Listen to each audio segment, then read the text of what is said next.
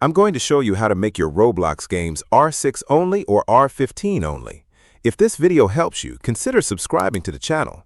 For those who don't know, Roblox games can use either R6 or R15 avatars. Basically, this changes the way player characters move and behave inside your game. If your game uses R6, player characters will only have 6 rigid body parts. This makes movement less fluid and less realistic, giving the game a more classic Roblox style with simpler animations. On the other hand, if you choose R15 for your game, characters will have 15 different body parts instead of just 6.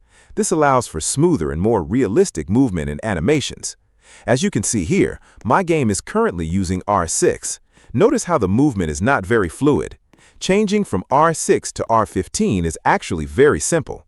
First, click on Avatar in the top menu, exactly where I'm clicking here, and then select Settings, which will open a menu called Avatar Settings.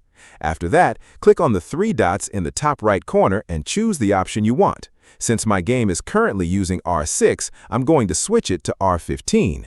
Then click Save Changes and select Save and Restart. Now, when I click play in the game, you can see that the movement looks much more realistic because R15 is enabled. If this video helped you, make sure to subscribe to the channel to support me.